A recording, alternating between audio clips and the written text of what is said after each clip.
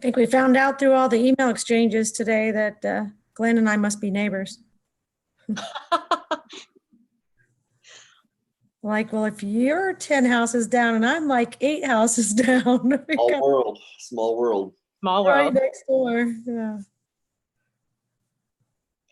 So how are things looking technology-wise, Pam? Okay, give me one more second. YouTube is being slow. Oh, that's fine. so- We're technically okay.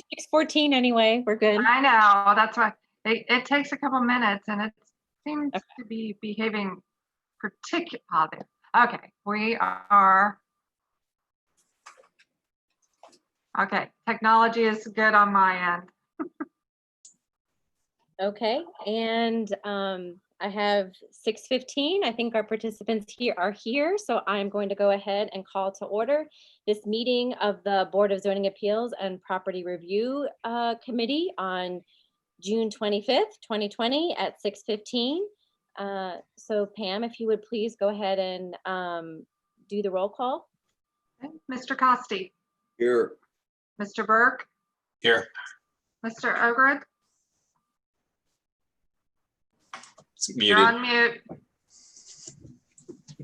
Here. Thank you. Ms. Schroeder Here. and Chairwoman Brinegar. Here. Okay, thank you. The next item on our agenda is to approve the minutes from our last meeting, which was on May 17th, 2020. I don't know if there was, everybody should have received that electronically. I don't know if there's any questions or corrections. Nope. I didn't have anything. Pamela's already got my correction. So. Yeah. And it looked good to me. Is there a motion to accept those? Motion to accept. I'll Second? second. Second. All in favor? Yes. Yes. Thank you. Okay. So we're serving both functions tonight. We're gonna start with our Board of Zoning Appeals function. And we have a case that's requested a variance. So this is case VA-20-03, and it is related to a projecting sign at 11 East Franklin. And so we will go ahead and start with a staff summary. Typically then we give the property owner a chance to speak. I don't believe that anybody is here tonight. There's a chance for public input, which unless we got maybe ahead of time, I don't know that we'll be able to do. And then the board will have time to discuss and make their decision. So I'll probably defer, I'm guessing, to Jessica then, if you want to go ahead and give us the staff summary for this case. The request for a variance from section 18.23B from the zoning ordinance. The applicant wishes to place a projecting sign at 11 East Franklin Street. The sign will be 24 inches in diameter or approximately 3 square feet. The sign will be made of aluminum composite material and be hung by chain hardware. The sign's height from the sidewalk is approximately 9 feet. This is 1 foot short of the requirement per the zoning code. The zoning code states that the sign may project from a building beyond the property line and over a public sidewalk, providing that it clears its sidewalk by 10 feet. The BZA should decide whether or not to issue the variance requested from the code. It should be noted that there are other signs in the city which have been approved from this same code, so same section of code. Yes, we had one recently. Yeah.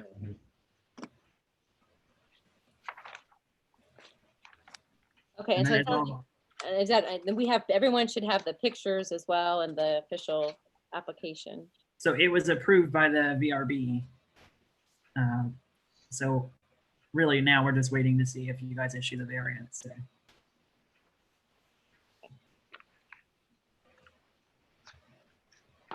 I guess I'll kick off the discussion. It seems very, very similar to not just ones in general, but particularly the one we did recently for Salon 4.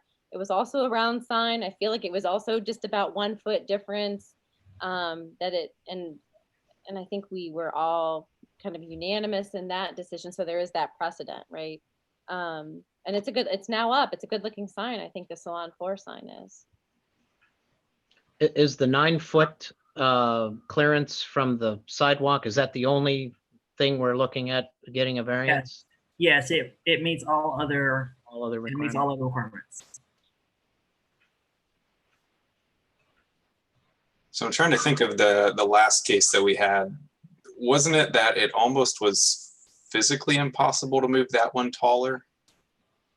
Mhm. Yes, because of the upper structure, I think. Yeah, and how the brackets had to attach to the Yeah, it roof. was- Yeah, so this one maybe is slightly different in that it would technically be possible for them to move it higher. It was just like damaging the building Yes. could come out of it. That's what I was thinking. It said it might damage it if they try to do it in a different way. Yeah, it Take looked off like the current. it looked like the bracket, I've looked at it yesterday. It looked like the bracket they've got up there goes between two pieces of stone. It looks like it attaches to. So if they were to move it, it may not fit right on the building. I don't know. Yeah. And I will say that because that is an existing bracket, there was the Little Shop of Hair sign. That sign didn't meet the requirement and was never approved for a variance. So Oh, Interesting. from what I've seen, I couldn't find any Okay. record. So I was going to ask if the old sign was above that horizontal bar or below it. below, I believe. yeah. And I did watch it was nice. I was able to watch the VRB meeting discussing this. And I think the concern too, I mean, they did want to have concern for the historic building, right? And moving it, because technically there are options, but you know, they obviously approved it kind of just since it's already there. And it's, you know, I don't think it's that obtrusive of a difference, the 1 foot difference, especially And- if it's rounded and not a flat Yeah. bottom. Right. And as previously discussed in the meeting before, there are other municipalities where the their zoning code states that it's 9 feet above the sidewalk. Ours, for whatever reason, just so happens to be 10 feet. So not that is, you know, any reason to approve or deny, but just thought I would put that out there. So.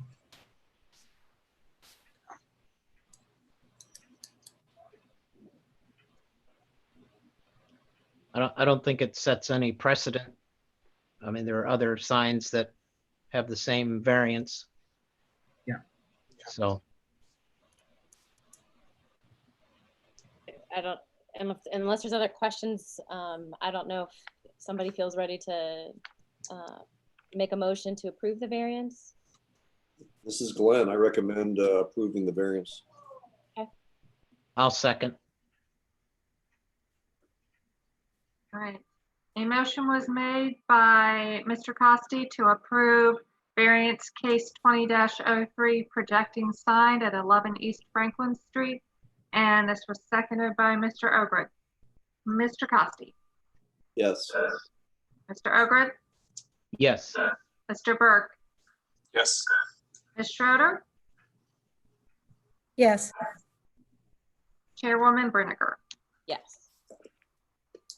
Okay, so the motion passes. That felt Yes. fairly straightforward. Yeah. Okay. And so then you'll follow up with them as far as the next steps, I'm sure. Correct. Okay. Especially since they're not here. Okay, so now, hang on, let me grab my little agenda here. We will go ahead and switch hats, and we will open our portion of the property maintenance committee meeting. And we have one case before us today. The address is 3961 Sable Ridge. And just as before, we will start with a staff summary.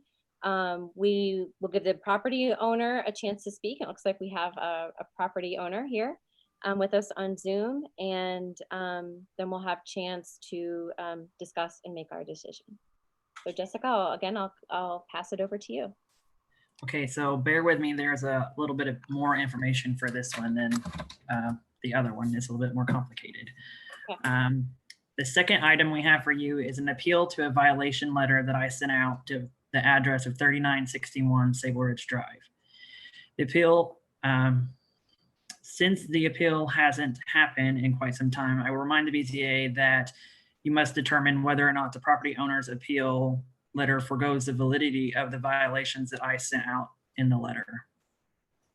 On May 5th, we received a complaint from a property owner behind 3961 Sable Ridge Drive. The complaint was on March 9th.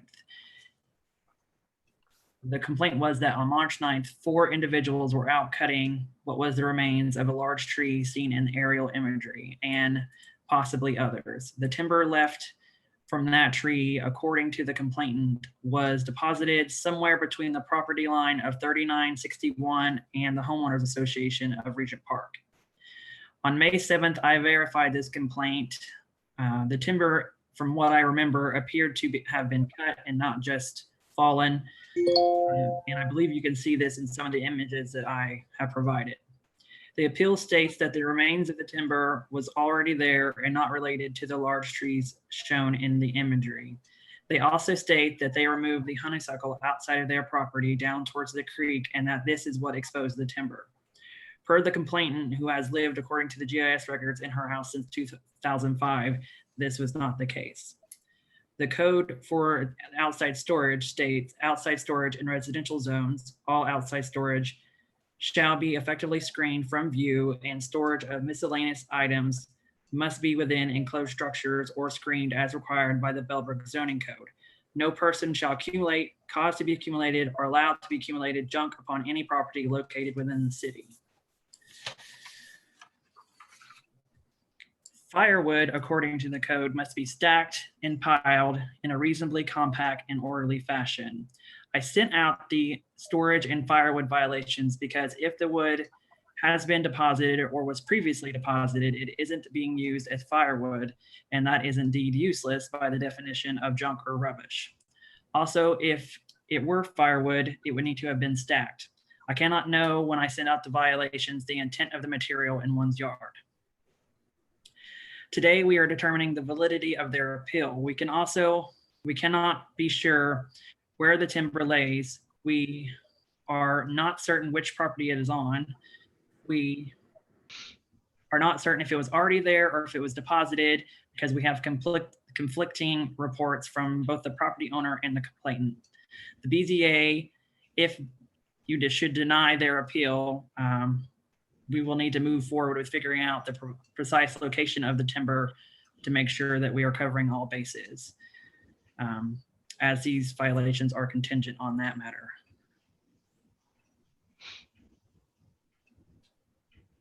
Okay, does that summarize the city's position here or the information?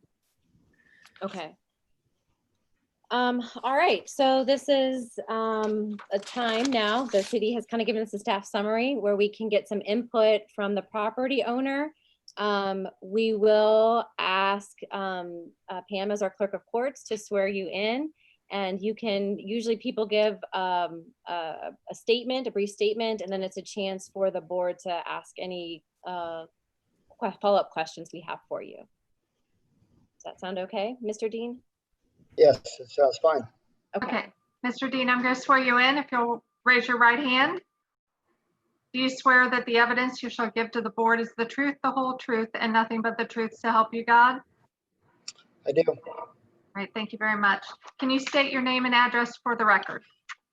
Sure. It's Charles Dean. The address is 3961 Sable Ridge Drive, Bellbrook, Ohio, of course, 45305. Thank you. Yes, so basically, does everybody have the detailed notice of violation appeal that I sent out, where it goes kind of over what you just talked about, but it goes into a lot more depth? That would be nice to be able to follow that along. It is quite detailed, and it's complicated, and there's several factors that go into this.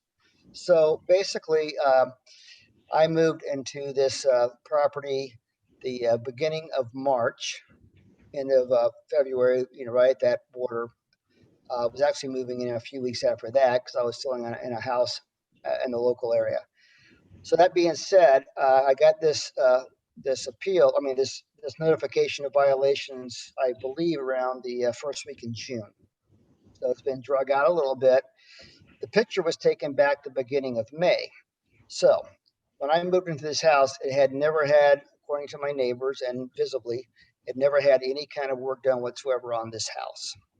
I mean, we had trees overgrowing the house. We had honeysuckle, and you can see it from neighbors on both sides where you cannot even, it basically goes from the bottom of the floodplain all the way up to the back of the house. In this case, it was within 10 feet of my patio. So what I did is I wanted to do a little bit of terracing, or I'm planning to do that, with some retaining boulders and other works like I had on a previous house that I had. That being said, they had to go ahead and I had a tree removal company come by. They took out trees that were close to the house so that I could move that back for that terracing, that boulder wall. And I wanted to see how it looked on the rest of the slope. So they took out more trees for visibility, for sunlight, normal things you need to thin out your yard to get a yard. I plan on putting a fence around there. It's an all metal fence, which is, to my understanding, it fits the code.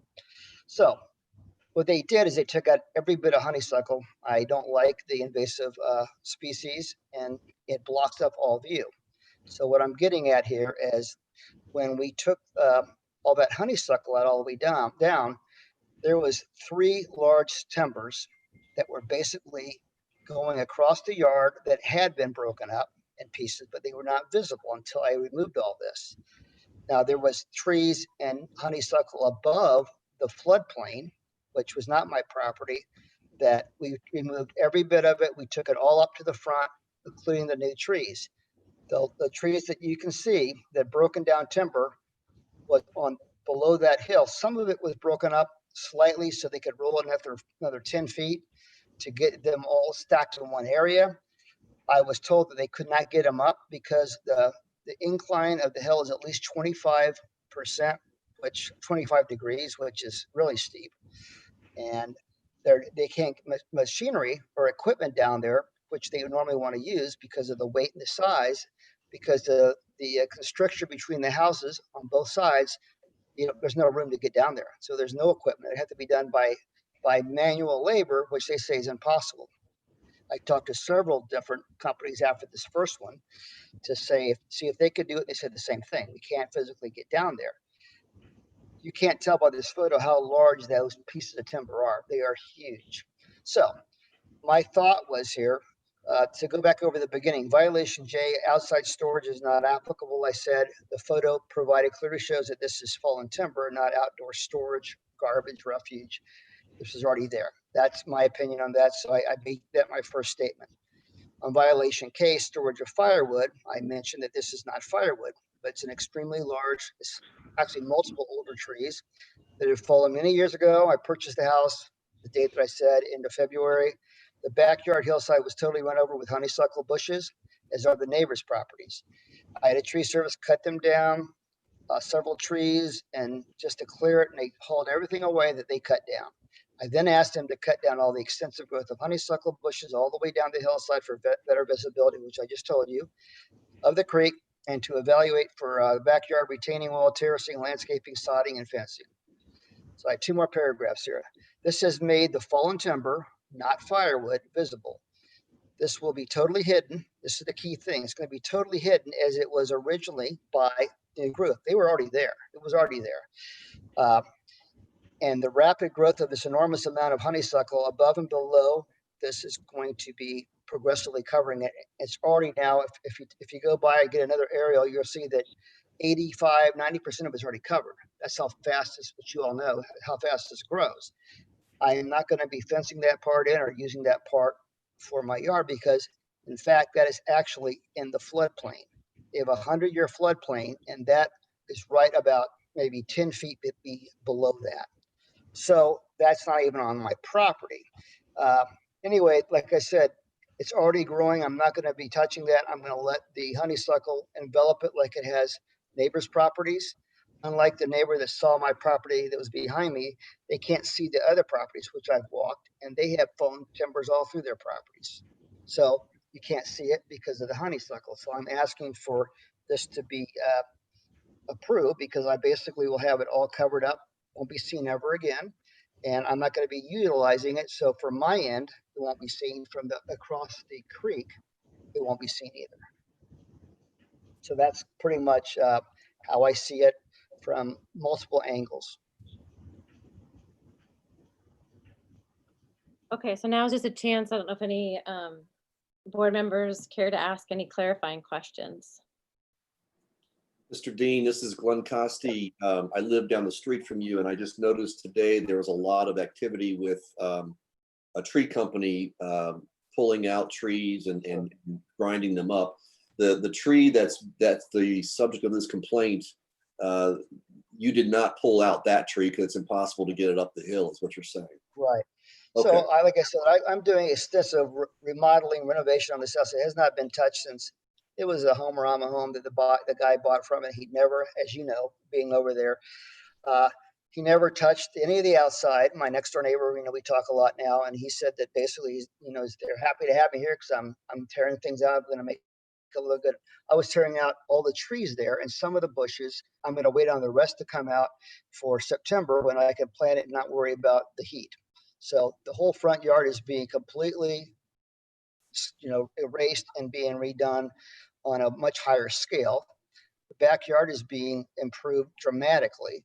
And that area that nobody could get to and help me out is basically already being overgrown. And like I said, right now it is a huge, much from this picture that was just showing the honeysuckle or the tree leaves coming up. There was no honeysuckle on this picture. It's all coming back because, as you know, if you don't pull them up by the roots, they will come back in just the same form they were. And my second question is just, I guess, to Jessica. I'm unclear about the ownership of the property around Possum Creek. I thought that was some kind of an easement based on the sewer district, but it sounds like somebody actually owns that, or there's a homeowners association that owns that somehow. According to the county GIS, that is owned by the Regent Park Homeowners Association. So part of that property that is owned by them is also in the floodplain. And then who actually filed the complaint? Is it a neighbor across the ravine, or is it somebody that runs that homeowners? A neighbor across. Gotcha. Okay. So are they in that homeowners association, or? That is a separate homeowners association, even though that property abuts up to their property as well. It's a separate homeowners association. Well, sorry, no, that they are in that homeowners association. My apologies. Sable Ridge Drive is not part of that homeowners association. And then for Mr. Dean again, to your knowledge, are you able to determine where this tree is back there? Is it in fact in this homeowners association floodplain area, or is it entirely inside your property now? No, it's in the floodplain. I had, are you still there? Yes, I'm here. We're here. Well, okay. I just flashed out. Yeah, basically from the maps I got when I was purchasing the house, from the realtors, and I guess they got the property lines so I can measure things out. That basically, my property is probably similar to yours. It's half an acre. Okay. The front yard's pretty narrow. The backyard goes down a ways, but I have a really long property as far as to the house to where the creek is, Possum, whatever creek, whatever it's called. And so basically what happened is that right there about, like I said, I measured out with a walking measure, a tape measure on a wheel. So I could see where I wanted to put, I staked out where I want the fence. I've been waiting on this stuff for 3 months. They can't get back there because they're worried about rain. So this whole thing's been delayed like crazy. So that being said, I'm frustrated that I can't get things done.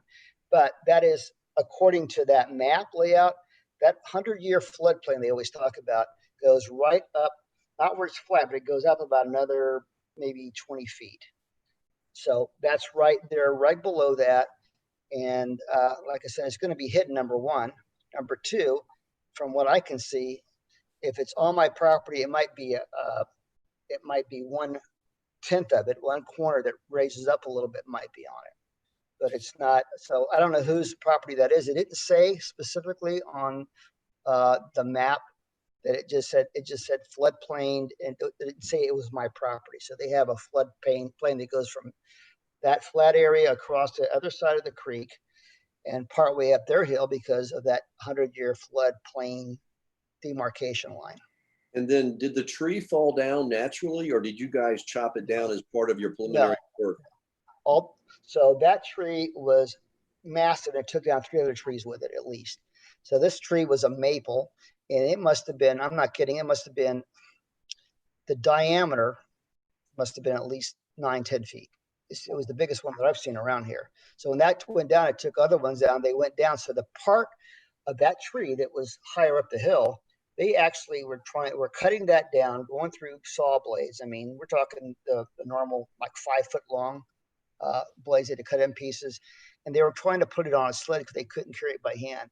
And they were using like a dolly with a rope, with 3 guys pulling it like they were doing dog sled pulling or something. So they said that's it. They can't do it. They can't get equipment down. And so the rest of the stuff that was down there, which is the other end of it that they didn't bring up, which is about probably 2/3 of it, was down further down the hill. The other ones it took down with it were a little bit sideways. And they cut a little bit of that part sticking up just to push it all together so they wouldn't be separate angles coming down. They were literally like, one was straight down. They took that part off. The other 2 were more of a more horizontal to the house, and they were further down. So it's impossible to get down there unless you have something like it's going to be like a helicopter with some kind of logging type industry pulling it up. It's just too big. Okay, Like I said, it's hidden. It's already almost hidden, and by the end of the summer, it'll never be seen again. It'll never be used, and nobody's walking by it because that's a creek back there. And I mean, I'll take it back. There are kids that have fun, with their shoes off, walking up and down the creek. I see them all the time, but they're not gonna have a problem. So the neighbor that's behind me will not have any visibility of fallen timber within a couple of months. That's what I'm really trying to say. I have another question for clarification question for you, Mr. Dean. Yes. It seems like when the tree fell, is it the parts that are remaining roughly in the place where it fell? No, they took that away. It took them they lost a lot of money on this. So this crew that came out with young kids or, with young men, they were physically cutting this up as small as they could, but still it was like massive. And they were actually physically dragging it up the hill by man pressure. And we're talking a 25-degree grade. If you've ever been skiing, that's okay, but not for walking up and pulling stuff. They said they couldn't do it anymore. They did the top part of it, and then they said that's as far as they can go. And I said, okay, well, we should probably be good because I think we're far enough down anyway. So they didn't take everything was above everything that they didn't knock a tree down that they didn't take out. So the trees they took out, the smaller trees and some bigger trees near the house, they cut that up and they drove down the side of the house. Still back-breaking work. They couldn't get equipment, but they did all that. So the only thing that was left was they brought up part of the fallen dead timber that was the one that went straight down the hill. The ones that were already knocked down sideways, they didn't touch those. So this is timber that was broken up, and then some was sawed up that they had right at the very end, trying to straighten it out a little bit to make it more of a straight line. I guess some of my question was whether it was moved like down into the floodplain after lower to get off of your property, if it's roughly pieces or it's roughly where it was at. Okay. I mean, could they have relocated, like 5 feet to try to straighten? Because I told them I wanted to have it a straight line at least. And I said, if you can't, because I wanted to get off the area that I was going to be putting the fence on, which is going to be on my property by about another 10 or 15 feet. So this is below the property line. There's a few of the logs, the pieces pushed down a tiny bit. Yeah, but that's maybe 1/5 of the whole, like 5% of the whole thing, not 1/5, but maybe 5%. And it's on the far, if you look at the picture, it's on the very, there's on the right-hand side of the picture. This is kind of taken at an unusual angle. It's actually This is taken at an angle from going south, west to northeast. This is not straight on. So you don't get the true perspective of where the floodplain is, but that part on the very top has some new whatever, but you can't even see it. The very new section was pushed down an extra 10 feet, maybe just to line it all up. But it's just something that I can't remove. I tried to do it. I was willing. I mean, I paid a lot of money just to get the honeysuckle and trees out. I paid $8,500. The money's not the object here. I know there's an ordinance, but I'm saying I don't know what else I can do. And like I said, it's going to be covered up. So it's not going to be an eyesore, which seems to be the biggest concern here is that they're looking at their backyard, they can see fallen timber, but they used to see nothing but honeysuckle. They never used to see the house. So, I mean, that part up by the house is going to be sodded lawn and terraced, and, you know, it's going to be, you know, another $20,000 of work that I'm going to be doing on it. The lower level is going to be back. I'm letting the honeysuckle grow back over that. I just wanted to see what my sight line was to see what we wanted to do. I didn't realize this was going to be the issue that it is. I think just from a fundamental standpoint, I'm still not clear where this wood is. Is it on the property or is it in the Regent Park HOA area? Because if it's not on the property, then there's really nothing to do here. The property right where that this is at an angle. If you look at the piece of paper, which you probably can't see, if you have that or not in front of you, but I'm trying to hold it up. Anyway, that is not the horizontal from the picture is not the horizontal looking straight up the side of the hill. It's angled a little bit, but basically, yeah, that's right above that by about 10 feet to 15 feet is where the 100-year floodplain starts. The flat part is the actual floodplain now. Whenever it gets that really heavy rain we have, that water will back all the way up. I mean, we've had some monsoon rains here that sounds like it's not a creek, but a friggin' 3-level, like a rapids. And we have some drop-offs, little, it's like little mini waterfalls that kind of accelerate things and churn it up. But that right there, that flat area that you see on the edge of the wood, did they give you a picture of all this stuff? Which I kind of asked them if they would do that for you. So did she give you one? Did she just show it to you earlier? I don't know if I have that particular picture. Not that particular. So we have some pictures. I wouldn't that they were crystal clear. Yeah, I had to send them out in small batches too because the file sizes were big. So one question I had was the HOA versus the 100-year floodplain. Are they one in the same property, or does the 100-year floodplain come up into your property and the HOA is down? No. Or They said they don't let you have a property that you can purchase if it's in a floodplain. At least that's what I was told. So when the developer did this, I don't know how that works, but on the thing I got from the realtor, when they do all the research, they showed you where your property lines are, because I wanted to see that as well. It has a demarcation line. I can look for that and send it to you, but it basically shows where, you know, it gives you the acreage, the footage from, you know, if you're going south on it, which is what you're doing, you're going down the hill south, it's going to be the east side and the west side, and the length when they do the surveying lines, and it has the 100-year floodplain is higher. They have two demarcations. They have a floodplain and they have the 100-year floodplain. And where it's drawn from my property line is right on the edge of the 100-year floodplain. In other words, right above it. Am I still there? Okay, I keep checking out. So that somebody could research that. I mean, I don't think that, I mean, from what I was told and what I have, that's where it's at. And it's right. If you look at that picture, which somebody's got, you've got pictures of it, you see that it's right there where it's right on the flat spot. It might go up an extra 5-10 feet. So that's still the 100-year floodplain always goes higher up. But that was the description I was given of it. And that was the map that you can get. You probably can get this from any map you guys have access to. I mean, it's going to show you the lines. She just did it for me because she was my realtor. So obviously she's working for me to get the house purchased.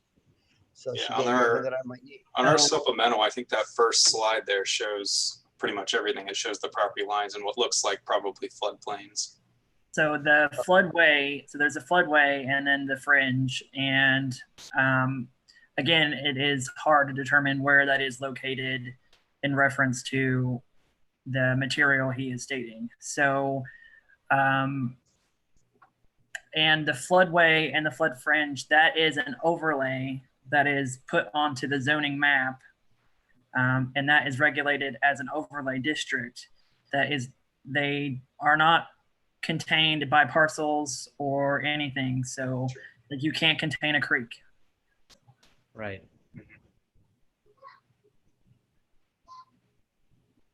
Did you get your question answered, Philip, though? I'm still not clear whether where the plain versus the HOA property, Correct. are they different? Does No. the floodplain go out of the The HOA? floodplain crosses Point- over the HOA Yeah. property. The HOA doesn't even come into it. The HOA that was complaining was across the creek. That's Regent Park or whatever. That was a different, it's not But- the same HOA.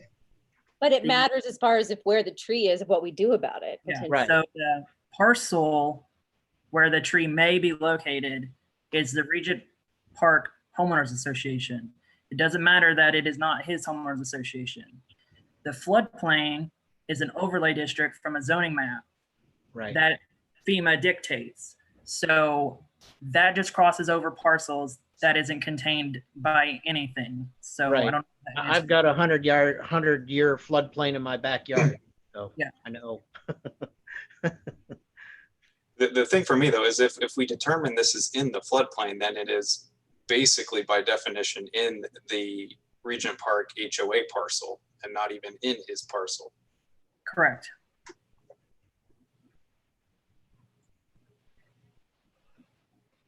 So Pam sent out a supplemental email with 3 pictures, Mhm. and I'm looking at the 3rd picture.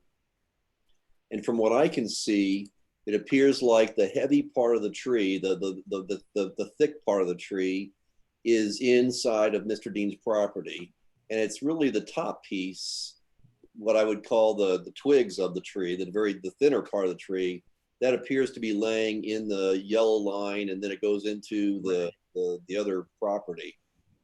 So I guess I'm wondering whether it's possible. I realize that the big heavy part of the tree is just impossible to move, but if there's still some of the smaller branches of the fallen tree that are overlapping the property line, maybe that can be cleaned up and hauled out easier, and then it's really just this fallen tree, and it's a very heavily wooded area. It's very much a forest look.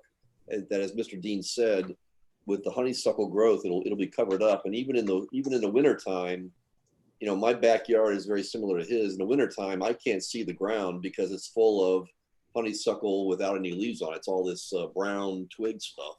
So you could bury this thing in very short time just on the honeysuckle. And he sounds like he's leaving that part there to kind of cover up this tree. Is the large section of the tree that we're talking about here, or is any of that sawed up like it looks like it's not natural? There are some pieces on the far, like what he was talking about on the far left. There's some smaller ones that they look like they were just thrown down there. They might have been broken off. There looks like there is some area right in the very center that I'm looking at. It was they're much bigger than it shows, but they were trying to basically get it more in a line. So they might have been another 10 feet up, and then they just kind of threw them over the edge because I didn't want them all spread out. I wanted them to be like a solid line, because then I could, you know, if I needed to cover them up, since they couldn't take them out, it would be like a little wall, and then the honeysuckle would be able to contain it a lot better. Could I get any of those up? Well, the 3 guys that I talked to said they couldn't carry it up. Now, they might have been looking in total of the amount versus just one little section. So that's I think that the key thing I was looking at here is, where is the floodplain? My understanding was the floodplain was about 15 feet up from where it's flat, looking at that map, that overlay she was talking about. And you know, getting, like I said, if you see this, if you see the grade on that hill, and you walk it without even carrying anything, you'll see that without equipment, nobody wants to have that liability. I mean, the liability for having workers, they're not going to do it. They're not going to cover their men to take that risk.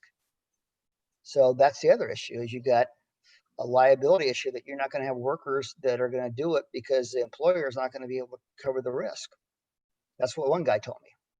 So, like I said, letting this be covered up to me is not going to look any different than I did before, and my yard is going to be improved like tenfold as far as how it looked before for the person that's seeing it back up to it.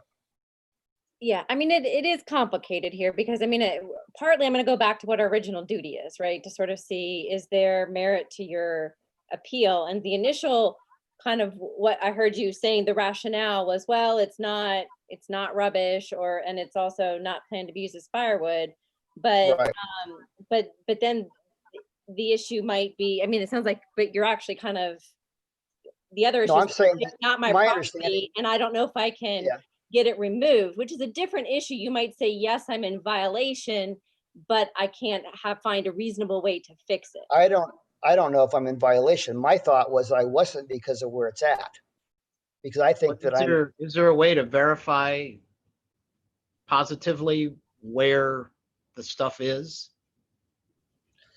is that my responsibility, or is that the city of Bellbrook's responsibility to be able to interact and answer that? Because I mean, what do you want me to do? Get a surveyor? Is that what you're saying, that I need to get a No, surveyor out I'm here? just asking, is there a way to verify where the No, stuff actually not is?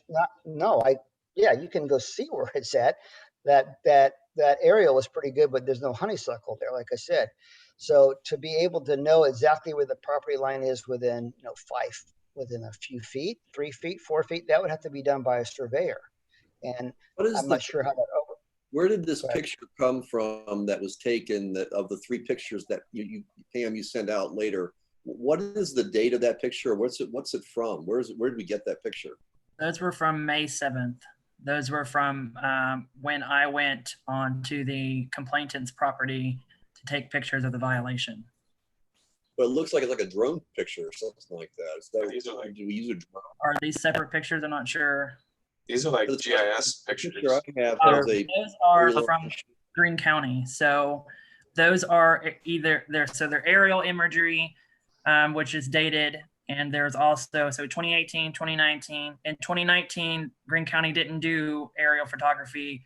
They decided to do something different. I can't remember what it's called right now, right off the top of my head, but it's where they go around and you can 360 view a property. And that's what the 2019 image is from. So is and this yellow line on this picture the property line? Yes. And Okay. then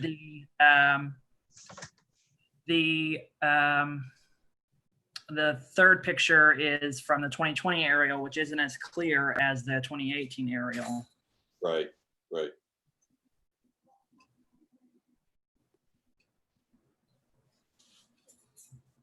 Yeah, I'm just taking a minute to look at some. I've got this pulled up.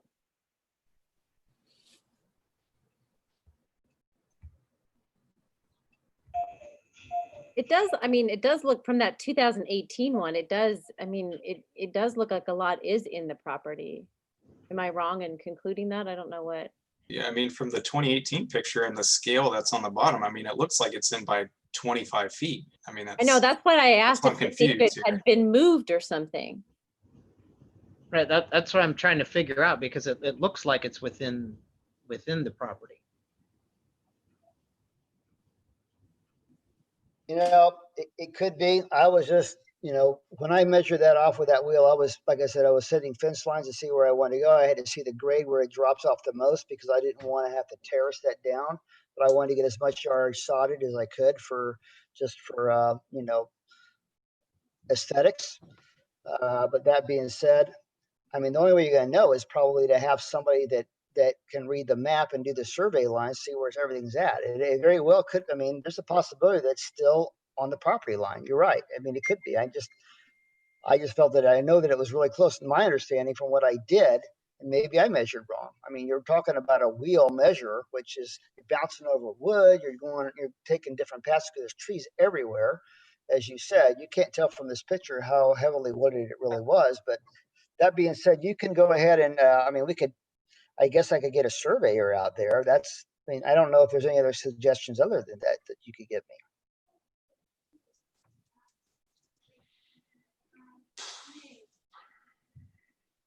I think we need to determine whether or not,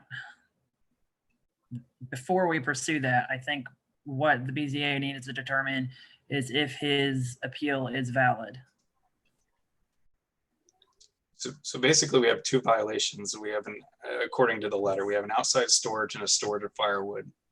And it sounds like right off the bat, the storage of firewood is off the table. Like it's not firewood, so that's not a violation. Yeah, It's so that all about the outside storage. Yeah, so that was sent out primarily just because I can't be certain what it was there for, so. What Right. the intent was, yes. Right, it just was wood, so it could be firewood, it could be whatever. You don't know at that point. Yeah, Usually firewood is chopped and stacked for cordwood. This is like Yeah. 8, 10, 15-foot sections, and they're like, they got to be split in 5, 6 different directions so you can make cordwood out of it. I've done that in my earlier years. This is not firewood, not in this present state. The last thing that I got on the first initial letter that I got, the last paragraph says, an application for appeal should be based on a claim. There's, what you're just talking about. That's not what I tried to say. About the outside storage. You said that on the firewood, that's not an issue. The outside storage is for that miscellaneous items need to be within enclosed structure or screened as required by the zoning code. Well, it's going to be screened by the densest foliage we have in Ohio, which is called honeysuckle. It's invasive and it totally is going to cover it up. It already pretty much is. From looking down the hill from the top of the house, I can barely see it. Now, I haven't been down to the lower section, but I have it on surrounding the wood. It's coming up everywhere. So to me, that is a screening device. It's a natural screening device. I mean, that gets complicated too, right? Because I know Jessica, I mean, it's sort of, does that become a violation related to vegetation? And I don't know what, The we overgrowth, we yeah. can't pursue everyone in Stable Ridge for honeysuckle violation. fair. So, really what it equates to is that is not an effective means of screening as per the zoning code. How would you screen something that's on the edge of the floodplain too? Are you supposed to build a structure in a floodplain? I'd have to screen it from the other side. It doesn't have to be screened We're from not me. asking it to be screened. We're asking okay. it removed. Removed, yeah, right. So it's not going to be removed in any physical way. I've been told by everybody that's been out here, 3 different tree companies, that basically, and the guy that also is doing all my landscaping, he used to be in the tree removal business. The guy's putting the boulders in. There's no way you can get equipment on that type of a grade and get back up. And plus, you can't get in between the houses. I literally have like 10, I got like 5 feet to get around my house and my neighbor's house because we come at different angles. And they have the houses are different heights. So basically one of them is more vertical than the other one. And they have a stone pathway that goes for a drainage section that goes toward a creek he has. I mean, not a creek, but a waterfall that he has in his property. He had this all done by Grandma's Gardens down there where he had the home Ramaho built. It was like that when he bought it, he told me. So I know the whole story on that. So I have no room on that side. On the other side, I have room to get like a bobcat in there. The only person that's going to do that is the landscaper that's going to put the boulders in there. He's going to take some trees out more so we can take it around the corner, roll it down, and have the other bobcat come down without any weight on it, then grab the stone. So he's going to have one dropping the boulders off into an area. The other one has to go down, come back and grab it. But he says, I can't get down the hill. That's the flatter areas near the top. So it's the grade of the hill. I don't know anybody that can do that.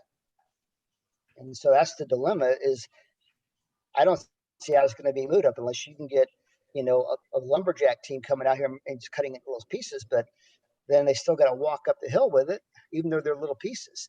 So it's the man hours and the liability concerns. You can't have anybody that's that's gonna be willing to have a crew go down there. And then, I mean, I'm not talking about the money here, but of course it's gonna be $10,000 to do that.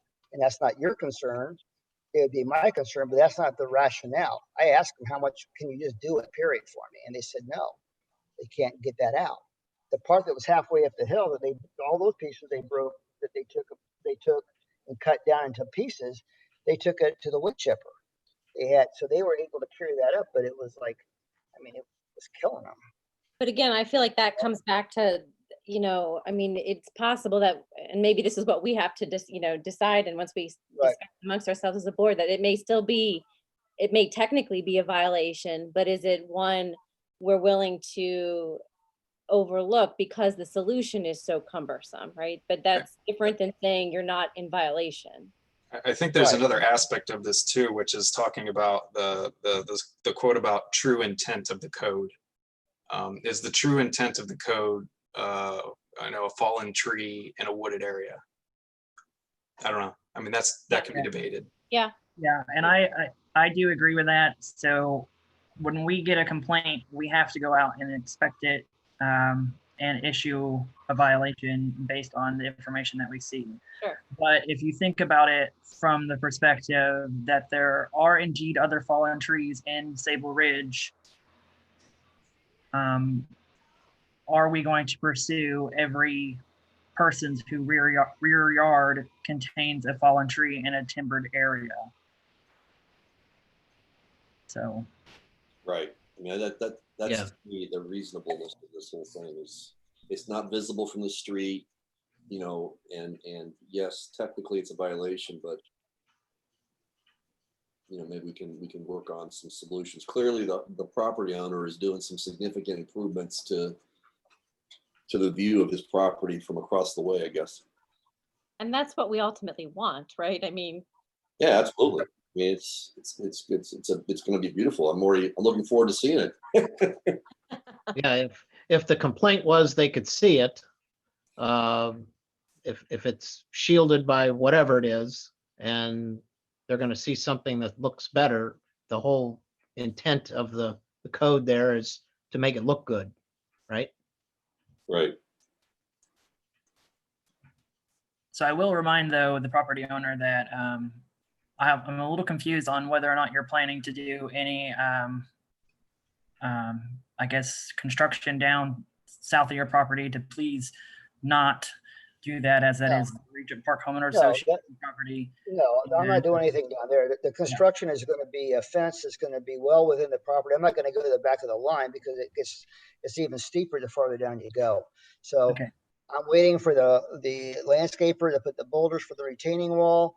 Once he gets the landscaping in there, then I got to put a sprinkler system back there for sod, and then I'm having the fence put around it. And the fence is not going to be it's going to be at least about 20 feet above, 15 feet above that wooded area, probably 20 feet. So that it already has honeysuckle growing in front of it, on the north side of it, and the south side of the wood pile, the timber pile, whatever.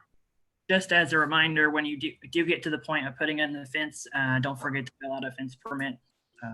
Sometimes people overlook that, but I'm using a real reputable fence builder.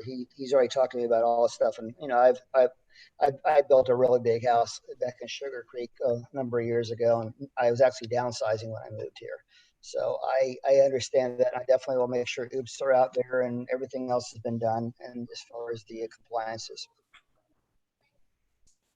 Well, I'm wondering, unless other people have further questions, if the board wants to kind of move toward just kind of a discussion amongst ourselves. I don't know if anybody has any further. I have a question.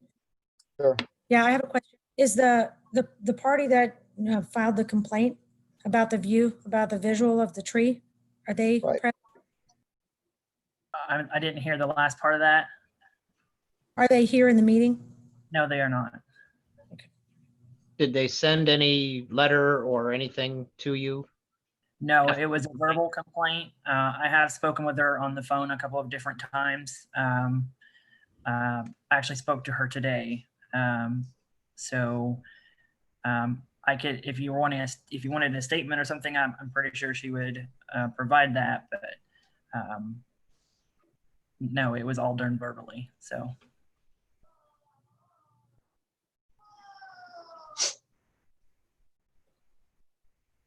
All right. Well, thank you, Mr. Dean, for your input. It's clearly it's a complex situation. Absolutely. So now I guess as a board, I did, to be honest with you, I didn't know that I had this much of a problem. I was just trying to see what I could do to get the best landscaping possible.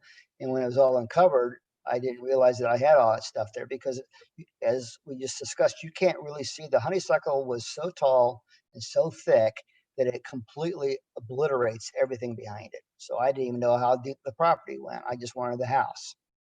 Yeah. All right. Thank you. oh, thank you. Thank you. Thanks. And we always appreciate, our board always says, we always appreciate when property owners take the time to sort of be present and to speak, on their I knew behalf. there'd be a lot of questions because of the way, you got a photo, you don't know where property lines are exactly. And you have one person that within a month, they're not going to see anything, but obviously they were, it was disgruntling because now they had a hillside that they never saw anything. It was totally green, or in the wintertime, it's totally brown, but you don't see anything below that. Obviously, they didn't see all the trees before. They wouldn't even have brought this as a complaint. So it'll be covered up again. Like I said, the bottom line is that's the best I can do is just let nature cover it up and never touch it again, and it'll just disappear. But anyway, thanks so much for your time. I appreciate it. Thank you. Thank you. All right, so now we can just move to openly discuss amongst us, and looks like maybe I don't know if he's signed off for now or see Mr. Dean. I think you turned video off. Okay. I mean, I've kind of stated overall, I kind of, Begin where I'm is standing is oh, go ahead. with us. Is he still with us or is he gone? Or is he allowed to listen to our deliberations? I'm just He's asking the allowed question. technically, because you can stay in a meeting. I Okay, think he is gone, but he didn't have to be. okay. Yeah, looks like he's And also we're ongoing. live on YouTube, so So other people can be watching, right? anyone, yeah. Right. I guess I'm open. I definitely want to hear where people are thinking. I still feel like the violation stands. It seems like it's hard to. I agree. There's lots of questions, right? But maybe some portion of the tree is still on his property. Some maybe in that floodplain. Maybe not the firewood, but the this outside storage. And I think there was another one too that you had listed later. But Jessica. So it's like, it feels like it's a technical violation, but I feel like based on what we've heard, it feels like it may be too cumbersome to require that he solve that violation. So I don't know what other people are thinking here. I have a similar view. From what he described, he's doing more improvements and more work on his property than most people in the city. Like I said, I walked down there and tried to walk on either side of the edge of the property as far as I could without being, inappropriately walking on someone's grass or yard. But yeah, and you couldn't see anything in there. And like several people have mentioned, that entire area behind that little row of houses is filled with, kind of woods, trees, debris, in some form or another, different stages of growth. And it seems as if he's doing everything he can to improve it. I saw the equipment there today, doing some of the work, but it sounded like it was technically not fixable. So whether it's in his property floodplain, the 100-year floodplain, the homeowners association, even if we were to spend the time and effort as the city to find that out, I'm not sure what we would do with that, because it sounds like if we said, oh, it's actually the homeowners association, they have a responsibility, this is a violation, they've got to get in there and get rid of that. It sounds like there's no way to do that. So if there's no way to do that, setting aside the person who's complained about their visual, the view, certainly from the sides and from the front, you don't see anything of anything significant, what people are saying or what the person from the backside, I guess, is seeing. You don't see any of that. So to me, it almost feels a bit irrelevant that there's a violation or not, because there's nothing that can be, there's no remedy. So if there's a violation or whose it becomes less relevant because we don't have a way to fix it. Is my opinion. And I guess, in terms of the harm or the concern. It seems, compared to everything else we've heard on different occasions of different people's property and the harm that they're facing, their neighbors are facing, for someone spending tens of thousands of dollars to improve the property, this seems like a minor concern overall from the big picture, from my standpoint. So what is our, the title of the section of the violation is outdoor storage. What are we calling the definition there? I mean, we have definitions later about rubbish, but that was in reference to violations that were not a part of this letter. That was about the vegetation, right? Junk and rubbish are also interchangeable. So it's essentially anything that isn't like a swing set or some sort of outside furniture or something that belongs outside in your yard. Anything else, according to our zoning code, is outside storage. If it were firewood and stacked, then that's firewood. But it's not firewood, it's fallen timber. So, and that timber is apparently not being used, it's useless, so therefore, i.e. it's junk. So that's why I sent the outside storage violation. Because what else do you define that as, really? Yeah. Well, it can look junky. I mean, just from a standpoint of, you look at it and you say, oh, that looks junky. So. Yeah, but when you look at this, it looks like a natural forest when you look at it. And I think some of the point was you couldn't really detect it until he even pulled some of that out, revealed the tree, then cut it up. Maybe they thought they could do something with it, but then, and it looked like, why didn't you? But, I wonder too, if the neighbor that had called us in, if they were witnessing here, if they would soften at all, right? If it would be. Or were they thinking that they were cutting it up for firewood? I don't know. I ran this by her today, so I can't speak for her, but she stated that was false, that it was not there already. So, because I wanted clarification from her precisely whether or not she knew if there were any sort of stacks of timber exposed, and she's lived there since 2005. So that's quite a while. So to determine whether or not it was already there or if it wasn't there, that way we could kind of figure out, well, if it isn't his issue or it is the HOA's issue or something along that lines. But she stated that that it did not show up until after that large tree was cut. So. Did she think it was moved? That's the question I never felt like I got a good answer to. Well, when I was out at the property, I don't remember seeing the large tree, like where it was positioned on the property, right? So if that tree is gone, where did it go? Yes. They didn't take it out of the property. If it's down there, then how did it get there? How did it get there? Right. See, that's what I'm wondering. Did they push it down there to get it out of their property? Well, and did this tree fall because of some other tree that they cut down? I mean. No, the big fallen tree had been there since 2018. So. Because you can see it visibly on that 2018 one. Yeah. So the all the other surrounding trees, it could be them. Who knows, really? And again, it's the nature of a wooded lot. So trees fall and. Yeah, and it is a pretty steep slope there, and it is a creek area, so we can't expect owners to move mountains. So right. I mean, I think he satisfied the justification that he pursued through different companies how to resolve this, and it's just physically not possible given the grade and given the access. I mean, unless you drove a bulldozer up Possum Creek, which would completely disturb that whole area, there's no way to get to this spot unless you did that. And then, as he mentioned, I mean, bringing in a helicopter lift that's just unreasonable. But that feels very unreasonable for something that will overall blend in. And I'm with what Sharon said compared to what some of the other concerns are that we deal with and what the intent of the code is. I don't think it would be worth either that, or even trying to get surveyors, I don't, you know, to parcel out, because some of the issues the same regardless of where it is. Yeah. Right. Yep. So do we need a recommendation? I mean, I feel like it's, I don't know if we can do this. I mean, I feel like I want to perhaps grant the appeal on a technicality, or like on a, like they're technically in violation, but we just waive that it's.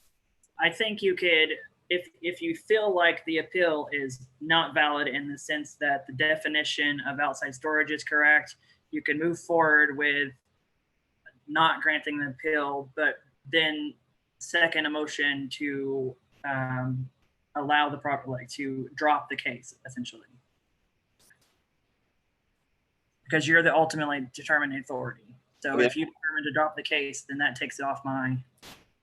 I think I'm comfortable saying that his actions violated the law as written, and then following it up with the reasonableness approach or the common sense approach of Can't do anything about it. It's covered up, because I don't think we want to ever say that this written law isn't correct, or you know, we don't want to support it, because I think it's well written for the usual kinds of violations. This one is so unusual that I would hate to undo it by saying, no, you don't. And then we're going to be sitting here parsing other situations that come up that we want to be. So I think we need to support the law as written, and then provide a relief that he's shown reasonable effort to resolve it. Agreed. I agree with that. Yep. So how do we want to frame this as a motion? I can see Pam's like, what do I do here? It sounds like maybe we're asking, this is going to be a two-step process, right? So maybe we first need a motion to deny the appeal, and to say that we agree that he was still in violation of the outside storage law. Is that what makes sense? And then we do the step two, we'll have another set of a motion for the relief, the excusing of it.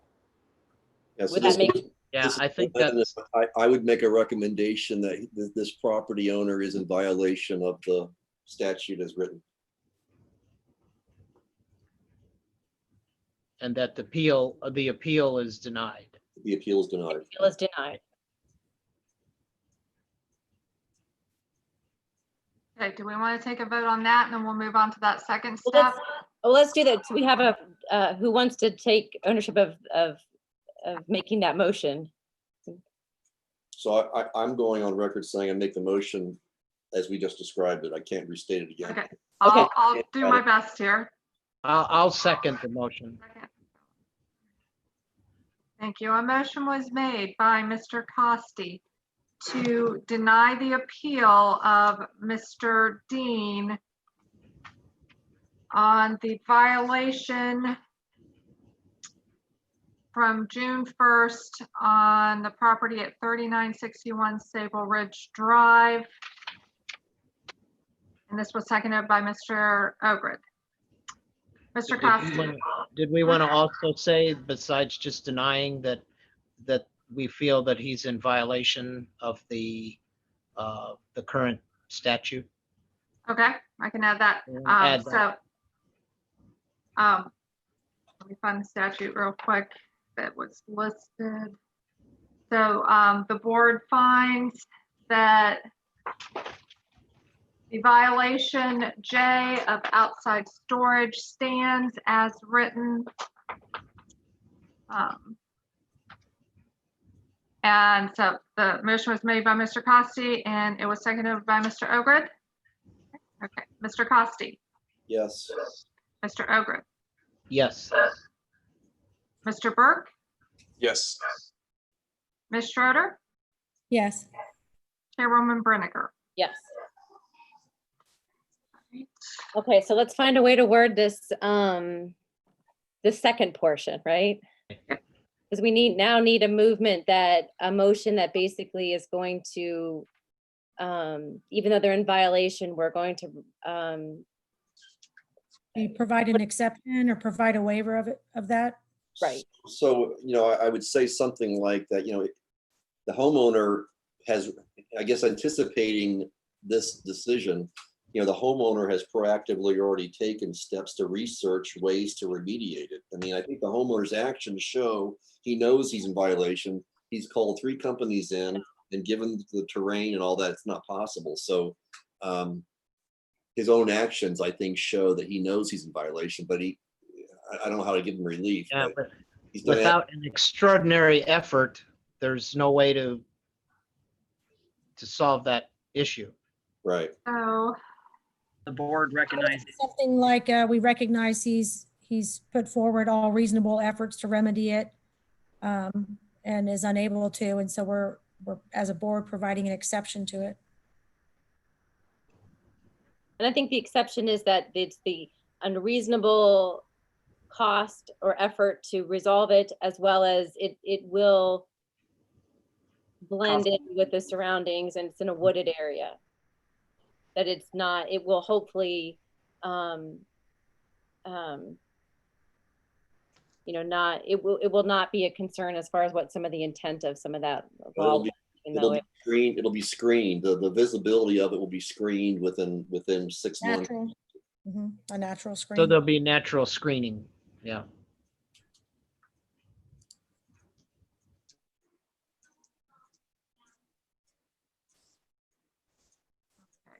I'm still working on how best to word this, so hold on. Okay.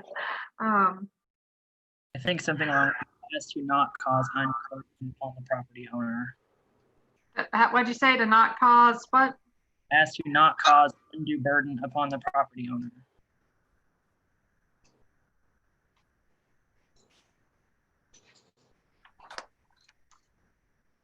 Okay, so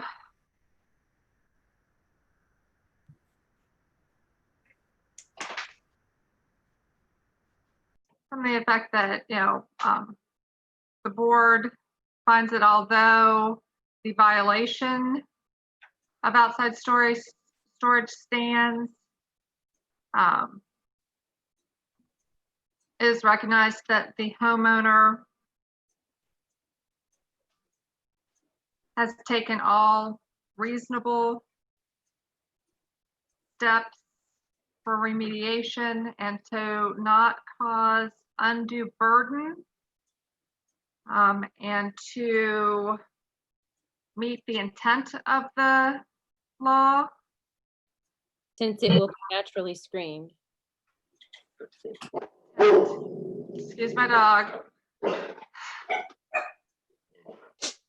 Meet the intent of the law as it will be naturally screened.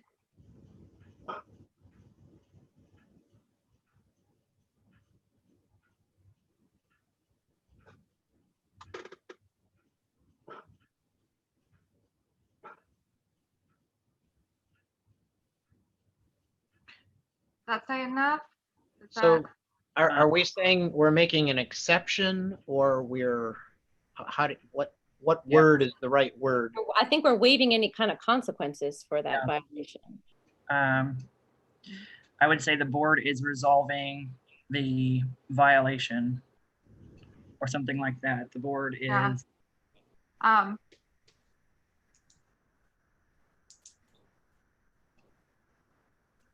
No, we're waiting because they said the violation does stand. We're just going to waive So we're addressing the penalty part of this, I the guess. penalty. Yes, Right, they're right. waiving the penalty. And no further remedy is required or something, that. no further action by the Yeah, no further action is required.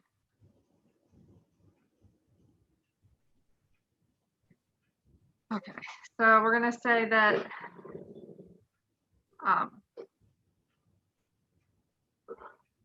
although the although the Property Review Commission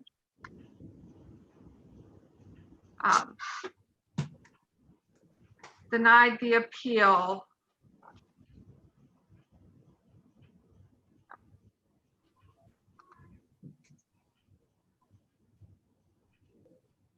and the violation stands, the outside storage violation stands.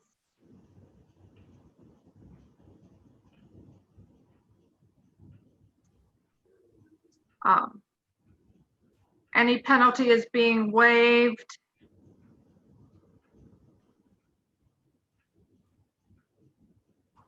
As the homeowners. Okay, how am I saying this again? Sorry, I got all turned around. What's the clearest way to say this? Okay. Well, we need to say that, you know, because they have taken a reasonable effort, I don't know if you wrote, you know, to find a solution, and it was not possible without an undue burden. Right.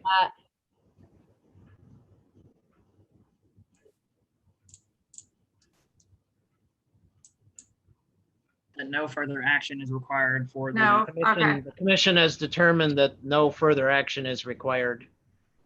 No penalties and no further action, because it's not only penalties, like Right. fees, whatever, but they're not, sometimes even if they pay the fee, they still have to fix it. So no Right. penalties. No and penalties further and no further action is required. Okay. Right. All right. So.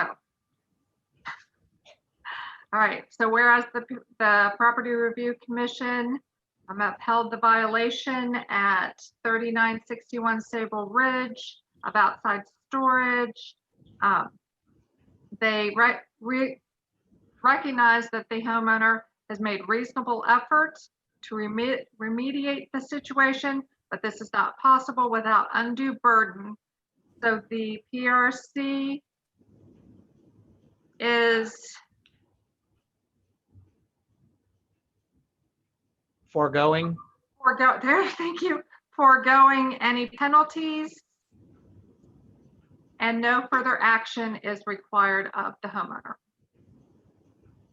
Sound good? Sounds good. Yeah. Can